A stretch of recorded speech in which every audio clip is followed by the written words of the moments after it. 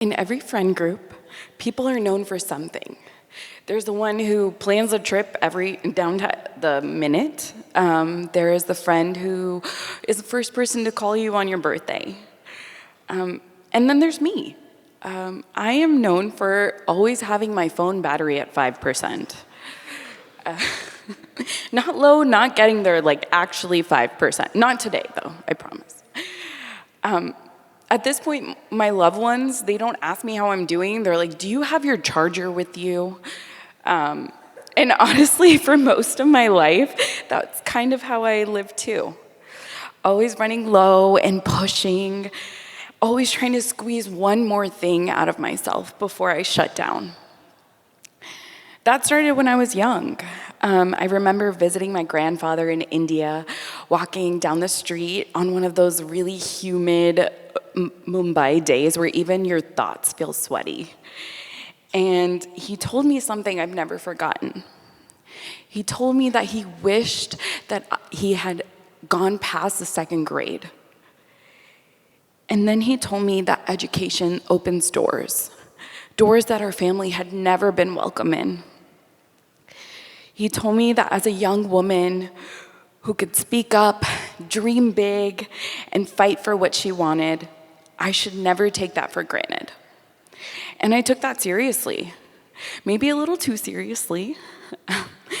I became a person who was always chasing the next opportunity, the next degree, the next goal, the next proof that I was making good on everything my family had sacrificed for. I worked hard in school, I earned scholarships, I worked multiple roles in college, and eventually I found my way into medicine. First thinking I'd be an emergency medicine physician, and then realizing that what really pulled me in was family medicine. I loved prevention and continuity. I loved the idea of being the kind of doctor people trust with their whole lives. The kind of doctor who sees the newborn, the parent, the grandparent, and sometimes gets asked to check out a rash at a graduation party. So I pursued family medicine, and I threw everything into it. I applied for grants, got involved in education, I worked on community projects, and eventually I was elected academic chief resident. I was thrilled because I had plans. I had spreadsheets, I had didactics I wanted to plan, I had specialists I wanted to make connections with. I had enough enthusiasm to become deeply annoying in several group emails. Sorry, not sorry. And then one day, I was driving home from clinic, thinking about, everything that had happened that day and everything I still needed to do. And I was hit by a car. In that moment, everything stopped. After the accident, I had constant headaches, balance problems. I couldn't think clearly. I couldn't trust my body to do things that had once felt so automatic. And for someone whose whole identity was built around being competent and capable, it was terrifying. I had to take medical leave, and even though I needed rest, I could not rest. Because all I could think was, I do not have time for this. Which in hindsight is a very doctor thing to say while actively being unwell. I'm aware of that. And I was scared. I was scared I wouldn't recover fast enough, or I'd come back different, that I wouldn't be able to lead the way I thought I should. And underneath all of that was a quieter fear.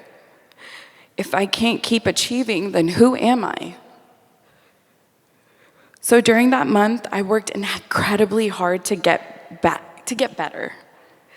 Physical therapy several times a week, doctor's appointments constantly, exercises at home, tracking my symptoms, trying to rehab my way back into being the version of myself I thought everyone needed. And I did get back, but not as the same person. Because somewhere in that recovery, I realized something I wish I had understood much earlier. Achievement is meaningful. Education matters, But if you're completely disconnected from yourself, from your body, your joy, your relationships, eventually something will collect the bill. And for me, that realization came when I was finally forced to be still long enough to actually look at my life. And what I saw was beautiful. I saw the love of my parents, my husband, my siblings, my friends, my cats, who were emotionally available in ways that I did not deserve. I saw that my life was already full. Not because of productivity or titles, or because I needed to prove something constantly, but because I was loved. And because I had built a life that mattered, even when I wasn't performing at full capacity. That changed me. Family medicine is about prevention. It's about wellness. It's about helping people care for themselves before things fall apart. And somehow I had dedicated my life to that idea while being absolutely terrible at doing it myself. So yes, I still believe in hard work. I still believe in education and growth and honoring our families. But now I also carry a charger. Always. And honestly, that's kind of become my metaphor for life. Because now, whenever I meet someone who seems to be running at 5%, someone brilliant, exhausted, and one minor inconvenience away from a complete system shutdown, I want to hand them one too. A charger, a pause, a reminder, a little extra power before the truth. Because what I learned is this: don't wait for a collision, literal or otherwise, to realize your life is already rich, already meaningful, and already enough. Thank you.